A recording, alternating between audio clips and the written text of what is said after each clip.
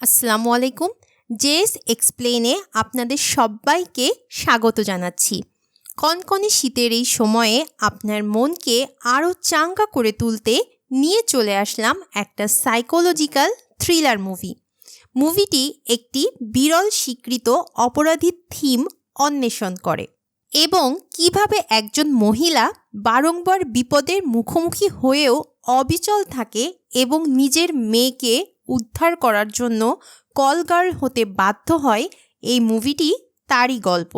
তো চলুন আর দেরি না করে মুভিটি শুরু করা যাক। মুভির শুরুতেই আমরা পরিচিত হই একজন মেয়ের সাথে, যে মেয়েটা কারো আসার জন্য অপেক্ষা করছিল। কিছুক্ষণ অপেক্ষার পর একটা লাল রঙের গাড়ি মেয়েটাকে রিসিভ করতে আসে। মুভির ধারাবাহিকতায় আমরা জানতে পারি যে মেয়েটাই একজন কল গার্ল। এরপর আমরা পরিচিত হই লোমহর্ষক একজন ব্যক্তির সাথে, যিনি বর্তমানে ইন্টিমেটরত অবস্থায় রয়েছে মেয়েটির সাথে। ইন্টিমেট হওয়ার সময় সুযোগ বুঝে ছেলেটি মেয়েটির ঘাড়ে একটা ইনজেকশন পুশ করে। কিছু সময় পরেই আমরা দেখতে পাই যে মেয়েটি অজ্ঞান হয়ে গিয়েছে। অজ্ঞানরত অবস্থায় মেয়েটিকে একটা পলিথিন দিয়ে র্যাপারের মতো করে পেঁচানো হয়। এরপরে মেয়েটিকে নিয়ে যাওয়া হয় ছেলেটির বাড়ির বেজমেন্টে। সেখানে সুসজ্জিত অবস্থায় থাকে ধারালো অনেক যন্ত্রপাতি। তার মানে মেয়েটিকে আজকে মেরে ফেলা হবে।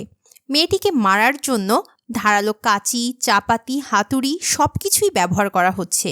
আমরা দেখতে পাই লোকটা একটা চাপাতি দিয়ে মেয়েটাকে টুকরো টুকরো করে ফেলে সুন্দর করে। তারপরে বস্তায় ভরা হয় মেয়েটার টুকরো টুকরো অংশগুলো।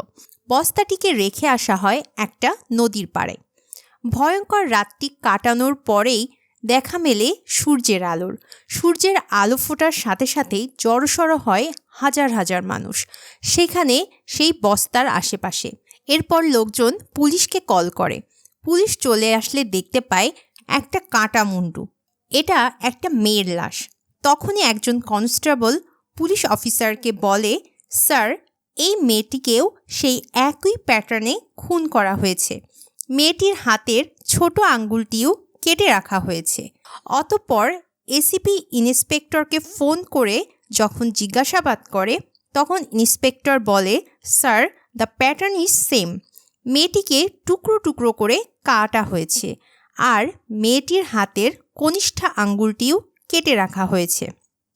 এরপর আমরা পরিচিত হই মুভির মেইন ক্যারেক্টার দিভিয়ার সাথে। তাকে কিছুটা পরিশ্রান্ত অবস্থায় দেখা যাচ্ছিল। সে গুটি গুটি পায়ে হেঁটে যাচ্ছিল বাস স্ট্যান্ডের দিকে। দিভিয়াকে দেখেই মনে হচ্ছে সে লড়ছে কোনো এক কঠিন লড়াইয়ের সাথে। দিভিয়া মনে মনে ভাবছিল, আমরা আমাদের জীবনে যেটা ভাবি এটা কখনোই হয় না। যা আমাদের কপালে লেখা আছে সেটাই বাস্তবে পরিণত হবে। কথাটা একটা অপ্রিয় সত্যি যা আমাদের জীবনের সাথে মিলে যায়। এরপর দিভিয়া বলে, আমার প্রিয় মানুষ, দোয়া করি তুমি ভালো থাকো। পরপারে নিশ্চয়ই তোমার সাথে আমার দেখা হবে। এই আশ্বাস নিয়েই ধীরে ধীরে এগোতে থাকে দিভিয়া। এরপর আমাদের ফ্ল্যাশব্যাকে নিয়ে যাওয়া হয়। আমরা পরিচিত হই দিভিয়ার হাজবেন্ড আশরাফ এবং দিভিয়ার মেয়ে দিয়ার সাথে। খুবই হাসি খুশি ছোট্ট একটা পরিবার। আমরা দেখতে পাই আশরাফ হঠাৎ করেই কাউকে কিছু না জানিয়ে বাসায় চলে আসে এবং দিভিয়া এবং তার ছোট্ট মেয়েকে সারপ্রাইজ দেয়। আশরাফ দেশের বাইরে জব করে। আশরাফ দিভিয়া এবং তার মেয়েকে বলে, আজকে আমরা সবাই মিলে রেস্টুরেন্টেই ডিনার করব, চলো সবাই রেডি হয়ে নাও। আশরাফের আজকেই আসার এবং তাদের দুজনকে সারপ্রাইজ দেওয়ার মূল কারণটা হলো আজকে দিভিয়ার জন্মদিন। দিভিয়া রেডি হয়ে দ্রুত নিচে চলে আসে। এরপর আমরা পরিচিত হই দিভিয়ার ফ্রেন্ড কাভিয়ার সাথে। কাভিয়াও দিভিয়াদের সাথে সেম অ্যাপার্টমেন্টেই থাকে। দিয়া অনেক আনন্দের সাথে বলে যে আজকে তারা অনেক খুশি, কারণ আজকে তার বাবা এসেছে এবং তারা সকলে মিলে এখন ডিনারে যাচ্ছে। দিয়া অনেক খুশি থাকলেও দিভিয়া একরাশ অভিমান নিয়ে গাল ফুলিয়ে বসে থাকে। তার কারণ হলো আশরাফ এখনও তাকে বার্থডে উইশ করেনি। এরপরই দিব্যার কানে ভেসে আসে বার্থডে সং এবং সে পিছন ফিরেই দেখতে পায় আশরাফ আগে থেকেই তার জন্য বার্থডের সমস্ত প্ল্যান করে রেখেছে এবং এই পুরো রেস্টুরেন্ট জুড়েই তার বার্থডেটা পালন করা হবে। এরপর অনেক সুন্দর একটা সময় কাটিয়ে তারা তিনজনেই বাড়ির উদ্দেশ্যে রওনা হয়। রাস্তায় হঠাৎ করে পুলিশের ব্যারিকেড থাকতে দেখা যায়। এবার হঠাৎ করেই তাদের নজর কাড়ে পুলিশ একটা গাড়ির পেছনে অনবরত গুলি চালাচ্ছে। এরপর যখনই তারা পিছনে মুভ করতে যায় ঠিক সেই সময়ই পুলিশের একটা গুলি আশরাফের কপালে যেয়ে লাগে এবং ঘটনাস্থলেই আশরাফ মারা যায়। দিব্যার পায়ের থেকে মাটি সরে যায়। সে মেয়েকে জড়িয়ে ধরে হাউমাউ করে কাঁদতে থাকে। সেখানে উপস্থিত হয় পুলিশের সিনিয়র অফিসার বিট্রি। সে অনেক সরি ফিল করে আশরাফের এই অবস্থার জন্য। পরদিন নিউজ টেলিকাস্ট হয় আশরাফ একজন টেররিস্ট। অন্য টেররিস্টদের সাথেই তাকে দেখানো হয়। বিষয়টা আরও রাগান্বিত করে তোলে দিব্যাকে। সে চাইলেও আজ নিরুপায়। দিব্যার কাছে যে সামান্য পরিমাণ টাকা থাকে তা দিয়ে কোনো মতে 3 মাস সে কাটায়। হঠাৎই তার কাছে তার বাড়িওয়ালা আসে। সে দিব্যাকে জানিয়ে দেয় যে আর মাত্র 2 দিন সে দিব্যাকে সময় দেবে। 3 মাসের টাকা এই 2 দিনের মধ্যে না দিতে পারলে তাদের দুজনকেই ঘাড় ধাক্কা দিয়ে তাড়িয়ে দেওয়া হবে। তাদের কথার মাঝখানেই সেখানে চলে আসে দিব্যার ফ্রেন্ড কাভিয়া। কাভিয়া বাড়িওয়ালার সমস্ত টাকা পরিশোধ করে দেয়। অতঃপর কাভিয়া দিব্যাকে বোঝায় যে তাকে কিছু একটা করতে হবে, তাকে ঘুরে দাঁড়াতে হবে তার মেয়ের জন্য। এই মুহূর্তে একটা জব তার খুবই প্রয়োজন। পরদিন দিব্যা তার মেয়েকে নিয়ে তার বাপের বাড়ি যায়। তখন দিব্যার বাবা দিব্যাকে বলে, অপরিচিত কোনো ব্যক্তিকে আমি বাড়ির ভেতরে আশ্রয় দিই না। এই বলেই দরজাটি তার মুখের উপরেই আটকে দেয়। আসলে দিব্যা এবং আশরাফ ভালোবেসে বিয়ে করেছিল, যে এই বিয়েটা আজও মেনে নিতে পারেনি দিব্যার পরিবার। অপমানিত হয়ে চুপচাপ সেখান থেকে চলে আসে দিব্যা। কিছুদিন পর দিব্যা কাভিয়ার সাথে দেখা করে। দিব্যা কাভিয়াকে রিকোয়েস্ট করে তার একটা জব জোগাড় করে দেওয়ার জন্য। কাভিয়া একটা সুপার শপের কাজ ম্যানেজ করে দিব্যার জন্য। দিব্যার বেশ ভালোই দিন কাটছিল। দিব্যা এবং দিয়া খুব সুখেই থাকতে লাগলো। দিয়া রোজ স্কুল শেষ করে তার মায়ের সুপার শপে চলে আসতো। একদিন ঠিক তেমনিভাবেই দিব্যা বাইরে ওয়েট করতে বলে দিয়াকে। কিছু সময় পর দিব্যা দিয়াকে কোথাও দেখতে পায় না। দিব্যা অস্থির হয়ে যায়। সুপার শপের সামনে শুধু তার স্কুল ব্যাগই পড়েছিল, যেটা দেখে পুরোপুরি হতাশ হয়ে যায় দিব্যা। দিব্যা চারিদিকে তার মেয়েকে খুঁজতে থাকে। কিছুক্ষণ পর পেরুমাল নামের এক ব্যক্তির ফোন আসে দিব্যার কাছে। পেরুমালের পাঠানো লোকেশনে যেয়ে উপস্থিত হয় দিব্যা। পেরুমাল দিব্যাকে জানায়, তোমার স্বামী আমার কাছ থেকে টাকা ধার নিয়েছিল। মেয়েকে বাঁচাতে চাইলে আমার টাকা পরিশোধ করে তোমার মেয়েকে নিয়ে যাও। দিব্যা বলে, আমাকে 2 দিন সময় দিন, আমি আপনার টাকার ব্যবস্থা করব, কিন্তু আমার মেয়েকে দয়া করে ছেড়ে দিন, ও খুবই ছোট একটা বাচ্চা। পেরুমাল বলে, টাকা নিয়ে 2 দিন পরেই আসো। টাকা না নিয়ে আসলে তোমার মেয়েকে আমি মালয়েশিয়ায় পাচার করে দেব। অঝরে ছাদে কাঁদতে থাকে দিব্যা। তখনই সেখানে এসে উপস্থিত হয় কাভিয়া। দিব্যা বলে, আশরাফ ব্যবসা করার জন্য পেরুমালের কাছ থেকে টাকা ধার নিয়েছিল। 2 দিনের মধ্যে টাকা না দিয়ে গেলে ও দিয়াকে মালয়েশিয়ায় পাচার করে দেবে। জানি না সেদিন কেন আশরাফের সাথে আমিও মারা গেলাম না। আমি আর সহ্য করতে পারছি না। আমার দিয়া এখন কি করছে কে জানে। এই বলে আর্তনাদ করতে থাকে দিব্যা। কাভিয়া তখন দিব্যাকে বলে, শান্ত হও দিব্যা, ভেঙে পড়ো না। ফ্যামিলির জন্য আমাদের অনেক কঠিন পরিস্থিতির মুখোমুখি হতে হয়। কাভিয়া বলে, তোমাদের সবার কাছে আমি একজন কল সেন্টারে কাজ করা মেয়ে হিসেবেই পরিচিত, কিন্তু আসল সত্যিটা হলো আমি একজন কল গার্ল। হ্যাঁ, দিয়াকে বাঁচাতে হলে তোমাকেও এখন এই কাজটাই করতে হবে। আমাদের আর কোনো উপায় নেই টাকা জোগাড় করার।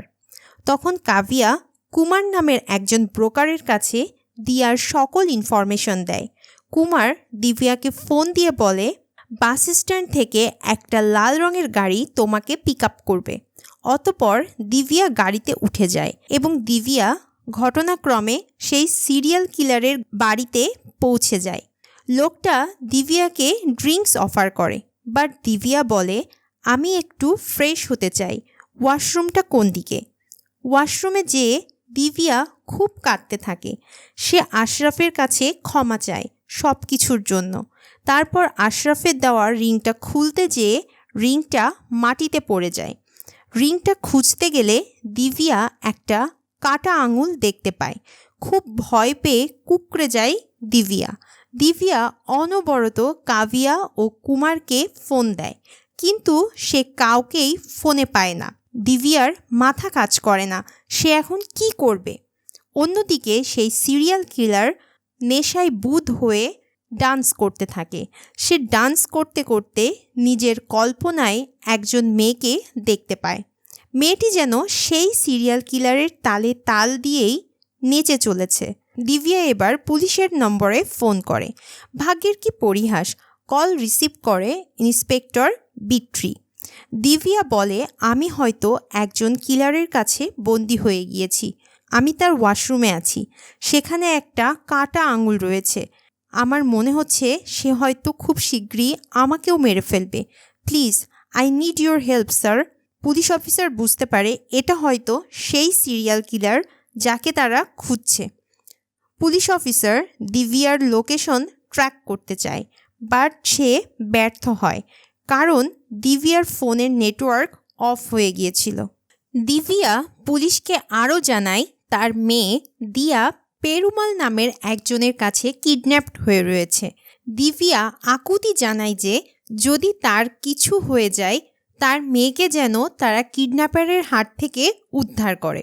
এরপর সেই সিরিয়াল কিলার দরজায় নক করলে দিব্যা জানায় আমার আরেকটু সময় লাগবে। এরপর একজন পুলিশ বিট্রিকে জানায় দিব্যা নামের মেয়েটা যে নম্বর থেকে কল করেছিল সেই সিমটা রেজিস্টার করেছিল আশরাফ নামের একজন ব্যক্তি। আশরাফের নাম সার্চ করতে যেয়ে বিট্রি দেখতে পায় এই হলো সেই ব্যক্তি যে বিনা দোষে টেররিস্টদের সাথে গোলাগুলির সময় নিহত হয়। তখন ফ্ল্যাশব্যাকে আমাদের দেখানো হয় র এজেন্টের সিক্রেট টিম বিট্রির অফিসে এসেছিল। তারা জানায় রহমত নামের একজন টেররিস্ট শহরেই লুকিয়ে রয়েছে। পুলিশের অপারেশন চলাকালে বিট্রির গুলিতেই নিহত হয় আশরাফ। বিট্রি নিজেকে দোষারোপ করে, কারণ আজ তার কারণেই দিব্যা বিধবা হয়েছে, আর হয়তো তার কারণেই আজ কোনো এক অজানা বিপদের মাঝে আছে দিব্যা। বিট্রি দৃঢ়তাবদ্ধ হয়ে যায় যেভাবেই হোক দিব্যাকে সে বাঁচাবে। পুলিশ অফিসার বিট্রি জানতে পারে যে দিব্যা লাস্ট কল করেছিল কাভিয়া ও কুমারকে। বিট্রি পুলিশ অফিসার রেখাকে ফোন করে বলে যে যেভাবেই হোক কুমারের সাথে কথা বলে লোকেশন ট্র্যাক করার ব্যবস্থা করো। বিট্রি পুরো পুলিশ টিমকে বলে সবাই অ্যালার্ট থাকো, আর যখনই দিব্যার ফোনে কেউ ফোন করবে আমাকে শীঘ্রই জানাবে। রেখা কুমারের খোঁজ পেয়ে যায়। কিলার সম্পর্কে জানতে চাইলে কুমার তখন রেখাকে বলে আমি এ ব্যাপারে কোনো কিছুই জানি না, আমি শুধু জানি মেয়েটা একটা কল গার্ল, শুধু ফোনে ফোনেই আমাদের কথা হয়েছে। এরপর রেখা একটু মারধর করলেই কিলারের ফোন নম্বর সে পেয়ে যায় কুমারের কাছ থেকে। রেখা এবার নম্বরটা বিট্রিকে দিয়ে দেয়। অন্যদিকে দিব্যা ওয়াশরুমের দরজায় কান পেতে কিলারের উপস্থিতি বোঝার চেষ্টা করে। অপরদিকে কিলারও কান পেতে থাকে দিব্যার উপস্থিতি বোঝার জন্য। দিব্যা হতভম্ব হয়ে আবারও পুলিশকে ফোন করে। দিব্যা বলে স্যার, ও যখন তখন আমাকে মেরে ফেলবে, আপনারা কেন এখনও আসেননি? আমার অনেক ভয় করছে। বিট্রি তখন বলে আপনি প্লিজ শান্ত হন, আপনাকে শক্ত হতে হবে। আপনি একটা কাজ করুন, ওয়াশরুমে ফ্ল্যাশের উপরে ঢাকনাটা খুলে হাতে রাখুন, কিলার যদি দরজা খুলে তখন সাথে সাথে আপনি সজোরে তার মাথায় আঘাত করবেন যেন কিলার মারা যায়। কিছুক্ষণের মধ্যেই কিলার একটা কুড়াল দিয়ে দরজা ভেঙে টুকরো টুকরো করে ফেলে। কিলার বাথরুমে প্রবেশ করার মাত্রই দিভিয়া ঢাকনাটা দিয়ে সজোরে আঘাত করে কিলারের মাথায়। তারপরেই সে দ্রুত বাইরে চলে যায়।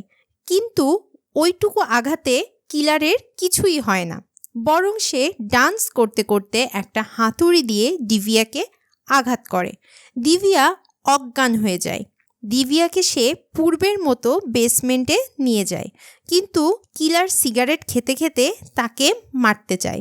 কিলার তখন দেখে তার কাছে থাকা সিগারেট শেষ হয়ে গিয়েছে, তাই সে তার গাড়ি নিয়ে বের হয় সিগারেট আনতে। কিলার বাইরে বের হওয়ার সাথে সাথেই বিট্রির ফোনে সিগন্যাল দেওয়া শুরু করে।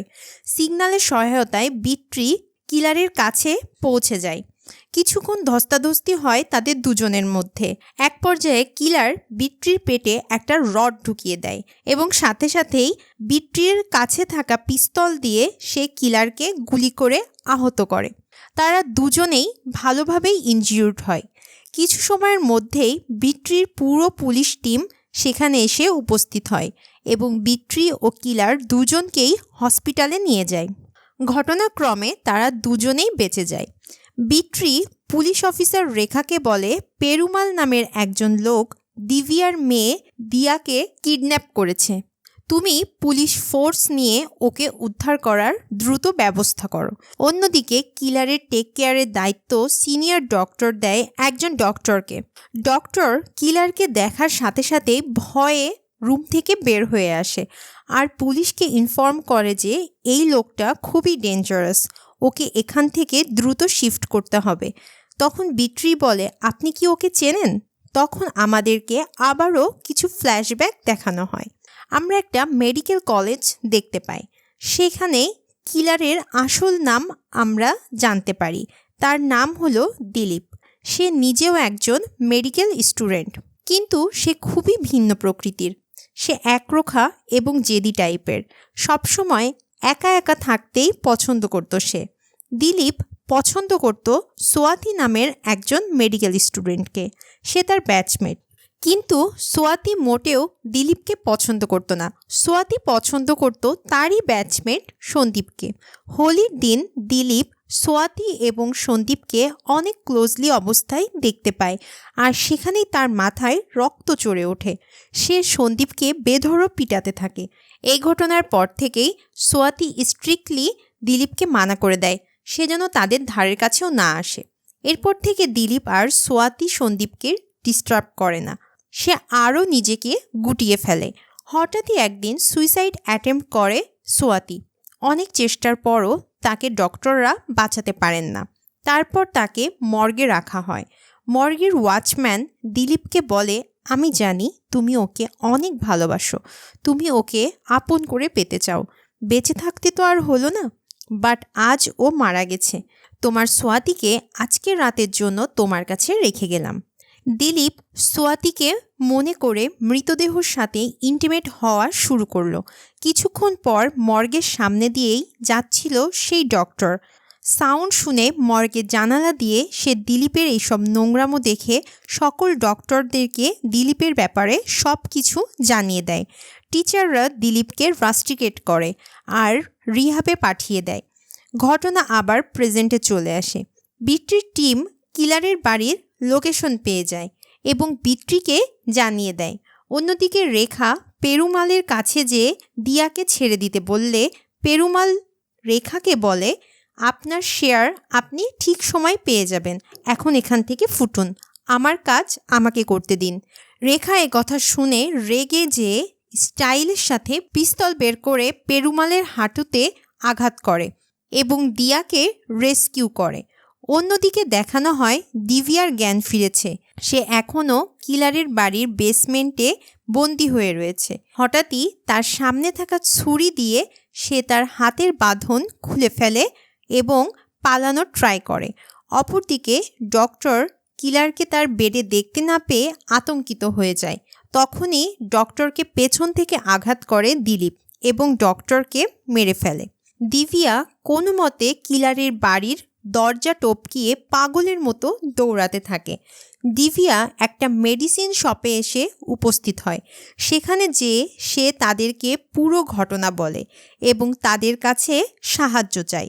তাদের শপে থাকা টেলিফোন দিয়ে দিভিয়া বিট্রিকে ফোন দেয় এবং তার লোকেশন জানিয়ে দেয়। শপ ওনার তাদের শপের পেছনের বাড়িতে দিভিয়াকে লুকিয়ে থাকার পরামর্শ দেয়। ঘটনাক্রমে সেখানে এসে উপস্থিত হয় কিলার দিলীপ। মেডিসিন শপের ওনার দিলীপকে মেডিসিন দিতে যাওয়ার সময়ই বিট্রি সেই টেলিফোনে ফোন করে এবং তাদের শপের লোকেশন জানতে চায়। শপের ওনারের এরকম কথাবার্তা শুনেই দিলীপ বুঝতে পারে দিভিয়া হয়তো কাছাকাছি কোথাও আছে এবং এটা বুঝতে পেরেই দিলীপ শপ ওনারদের আহত করে এবং দিভিয়ার কাছে যায় তাকে মেরে ফেলতে। কিন্তু দিভিয়া কোনো মতে প্রাণ বাঁচিয়ে সেখান থেকে পালায়। কিছুক্ষণ পর বিট্রি সেই মেডিসিন শপে আসলে দিভিয়া বা দিলীপ কাউকেই দেখতে পায় না। আহত অবস্থায় দুই বৃদ্ধা শপ ওনারকে সে দেখতে পায়। বিট্রি মেডিসিন শপের আশেপাশে খুঁজতে থাকে দিভিয়া ও দিলীপকে। এক পর্যায়ে কবরস্থানে বিট্রি তাদের দুজনকে দেখতে পায়। বিট্রি সেখানে পৌঁছানোর সাথে সাথেই কিলারের সাথে তার মারামারি বেঁধে যায়। এক পর্যায়ে কিলার বিট্রির গলা চেপে ধরে। ঠিক সেই সময়ই দিভিয়া একটা বেলচার সাহায্যে বারংবার আঘাত করে কিলারের মাথায়। এক পর্যায়ে মারা যায় কিলার দিলীপ। কিছুক্ষণ পর রেখা দিয়াকে নিয়ে দিভিয়ার কাছে উপস্থিত হয়। মেয়েকে ফিরে পাওয়ার আনন্দে একেবারে জড়িয়ে ধরে অঝরে কাঁদতে থাকে দিভিয়া। মুভিটি শেষ হয় একটা হ্যাপি এন্ডিং দিয়ে। সেখানে আমরা দেখতে পাই দিভিয়া বিট্রিকে স্যালুট জানাচ্ছে। ঠিকই ধরেছেন, দিভিয়া এখন একজন পুলিশ ইন্সপেক্টর। বর্তমানে সে ট্রেনিং পিরিয়ডে আছে।